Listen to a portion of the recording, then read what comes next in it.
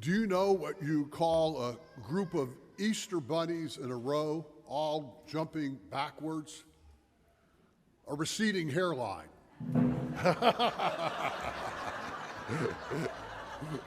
I'm glad the Timpani thinks puns are appropriate in opening an Easter sermon. There was a chocolate bunny who was feeling just very blue, just didn't feel up to the special occasion. He was feeling very down. So he went to talk to a therapist, the chocolate bunny did. And as he sat in the doctor's office, the therapist said to the bunny, "So, what's up? How can I help you? What's going on?"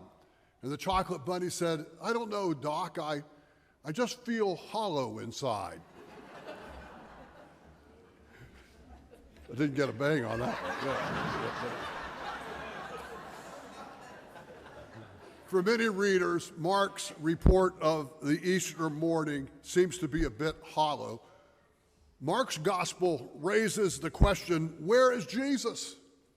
And it leaves us to conclude an answer. On Easter morning, Mark's gospel is different from the others. The other three gospels, Jesus is missing. Did you notice? What kind of a report of the resurrection doesn't have the primary actor on the stage? Mark puts us in the position of being detectives, Easter detectives. Look at the clues and conclude what you believe happened. The text says, very early on the first day of the week, when the sun had risen, they went to the tomb. Do you hear the pun in English? Very early, when the sun had risen? The women came to the tomb to anoint Jesus' dead body with spices. Unlike us today, they didn't come that first Easter morning expecting to celebrate the resurrection. They came because they had seen Jesus die and they were in grief and they were coming to help prepare his body. And here's a clue that something was up, a challenge that they did not know how they were going to handle. Rolling away the large closure stone was already unexpectedly and astonishingly dealt with when they arrived. The huge stone had been rolled away. So they enter the tomb, which means they were braver than me. If you came to a crypt early in the dawn, would you go inside? They did. They go inside and they see an angel seated on the right, the text says. Why is that detail there? Why, across 2,000 years, does the text remember that the angel is seated on the right side? Well, it actually doesn't say angel. It actually says a young man dressed in a long white robe. But you don't have to be Columbo to figure out that it's an angel, do you? The real giveaway is not just that he's in the tomb, seated on the right side, dressed in a white robe. The real clue is his message. Don't be alarmed. That's angel talk. Don't be afraid. That's what angels say. Who says play ball? Umpires do, right? Who says don't be afraid? Angels do. They're God's messengers. Their alarm, that's what the text says, they were alarmed. Their alarm is not an issue of their not being told what had happened. The angel tells them first thing, straight up, the heart of the gospel. You are looking for Jesus of Nazareth, who was crucified. He has been raised up. He is not here. Straight up, they're told the heart of the gospel. The issue is they can't comprehend it. The issue is they can't trust it, which is possibly where you are too, right? Can we trust this? And then Jesus has been raised up, says the angel, and then they ran and spread the good news to all the disciples. No, that isn't what it says.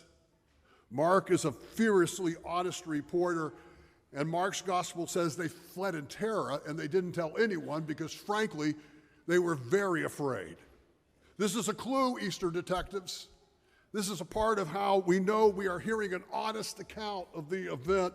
Mark's report is not a heroic, flattering account of the disciples' faithful resurrection response. It's an account of the honest reaction of people who couldn't make sense out of an incredulous circumstance. But they remember. They remember the message that they were given. They run away astonished, not being able to talk to anyone. How long do you think it was before they found their voices? But they remember, and they do find their voices. Go tell the disciples and Peter that he is going ahead of you to Galilee. There you will see him just as he told you. That's what the angel said. Jesus has been raised, and he didn't stay just hanging around the tomb. Jesus is loose in the world. He's gone ahead of you to Galilee, where you spent time by the lake with him, where you fished with him, where your homes are. Go there. There you will find him, just as Jesus promised.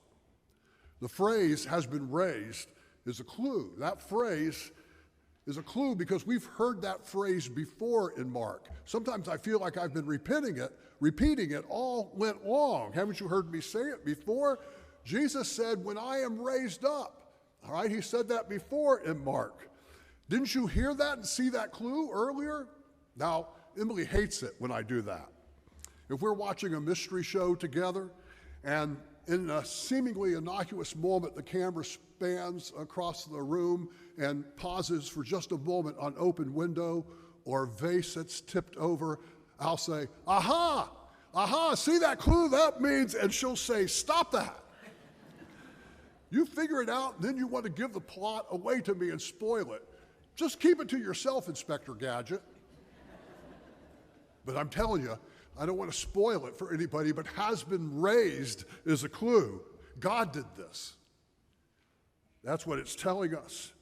In the 12th chapter of Mark, it's brought up earlier, Jesus is disputing with the Sadducees, and he tells them, after I am raised, he tells them, God raises the dead, and that is why God is the God of Abraham, and of Isaac, and of Jacob. And just a bit back in the 14th chapter, at the upper room that we were remembering on Thursday, Jesus told his closest friends, after I am raised up, I will go before you to Galilee.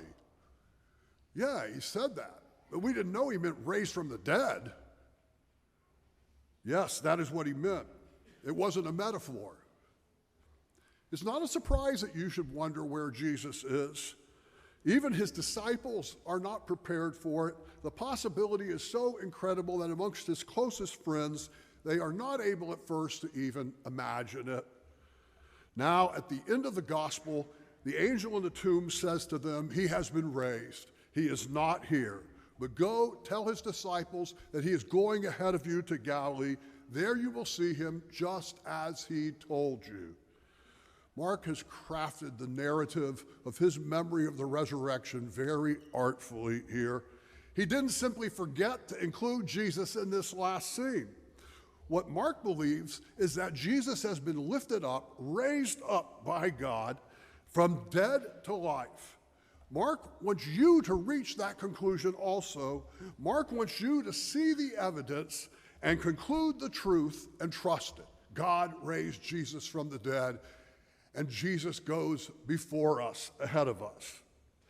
Now, I do think that the resurrected Jesus encountered people in his resurrection body, and so does the Bible.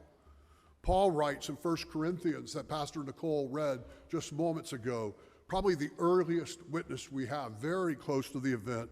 Paul writes even early to Mark, and Mark's the earliest of the gospel. Paul reports personal encounters with the resurrected Jesus, saying, Jesus appeared to Peter, and then to the 12, then he appeared to more than 500 brothers and sisters, then he appeared to James, then to the apostles, and last of all, he appeared to me. Paul reports close to the event that the resurrected Jesus encountered many different people. But that isn't Mark's point. Mark's point is Jesus goes ahead of you. Raised from death into resurrection, Jesus goes ahead of you into life. People will helpfully point out in times of trouble or pain, you're not alone. The suffering is present, but God is with you. God is with you. You're not alone. And that's a comfort, and that's true. But Mark is intentionally trying to convince you, not only are you not alone, you're not first. Jesus goes ahead of you, even through death, and shares with us his victory. And death is stripped of its power. Jesus goes ahead of us in death. Can there be any doubt then that he will be there ahead of us wherever life might take us? I think now of the good people who have gone before me and how nurtured I have been by their witness that Jesus was there with them, ahead of them. People journeying with cancer who held my hand and prayed for me as I visited at their bedside. Jesus arriving and strengthening their faith long ahead of me. The Christians in Haiti whose deep, authentic faith was present long before I ever worshiped with them in their palm thatched roof churches. The resurrected Lord was ahead of them and there with them long before I ever got there, even 25 years ago. In their suffering and in their joy, they reported that Jesus had been there and was there with them. Saints who gathered on an Easter morning nearly 100 years ago in this sanctuary and sang together, Jesus Christ is risen today, singing that together before we ever thought about gathering here this morning. There is nothing that Jesus' followers will endure and no place that they can go that Jesus isn't already there ahead of us. He has already won the victory. We don't take Jesus anywhere. We just meet Jesus where he already is. He goes ahead of us with his love and his power and redemption. So Mark doesn't conclude the story. Mark ends the same way that Mark begins, literally with Jesus saying, "Follow me." This gospel shows us that the first Christians at the resurrection event reported that Jesus was calling them into life and into the life everlasting. That's what Mark is reporting, and that's what is happening. And what do you conclude? What do you think is trustworthy and true, Easter detectives? And to pick up on a prior question, why do you think Mark remembered the obscure detail that the angel was seated on the right side in the crypt? I can report that scholars report we don't know. Some have conjectured that it's an appropriation of a Middle Eastern custom that the position to the right of a king was always a position of power and authority. Maybe. I think that's reasonable. Maybe. But I've been asking pastors and colleagues and commentators this all week long. And you know why I think Mark remembers that detail? I think it's because that's where the angel was seated. And the detail is a sign that we are hearing the report, the earliest witness of people who knew the tomb, who stood there in that moment and never forgot it. They found their voices and they told his disciples and went to Galilee where they met the risen Christ. Of course, the Gospels don't all agree about that detail, where the angels sat and how many. Luke says 2 angels. Matthew says 1 seated on the stone. Mark says 1 at the right in the tomb. One of my curmudgeon friends, of whom I have several, a couple are here this morning. One of my curmudgeon friends said to me this week, "Oh, come on, John. In detective work, where eyewitnesses disagree about a detail, it undermines the trustworthiness of the detail." I take the point. Yet if that is so, the opposite must also hold. Where there is convergence of witness, therefore, that must fortify trustworthiness of the report. And here is the unified gospel witness. On the Sunday morning after Friday, when Jesus of Nazareth was executed by crucifixion in Jerusalem, a small group of his close followers, women, went very early in the morning to his tomb expecting to care for his dead body and worried about how they would roll away the covering stone. And on arrival, astonishingly, they found the stone rolled away and that the tomb was empty. They agree angelic messengers appeared to them and told them not to be alarmed. They agree that the angels told them that God raised Jesus from the dead, even as Jesus had promised, and that they should tell his disciples, and Jesus was going to be ahead of them in Galilee and would meet them there. There they would encounter the resurrected Christ in their Galilean home, and so they did. That is the compelling unity of their witness. And this is what that means. Paul says it in one verse in Romans like this: God gives life to the dead and creates through the power of God's love, justice and hope and peace where we never imagined that it's possible. Here is what that gospel witness means. Nothing and no one can contain the amazing love of God. It bursts forth from the grave and rises again on the third day. He is risen. He is risen indeed. Hallelujah.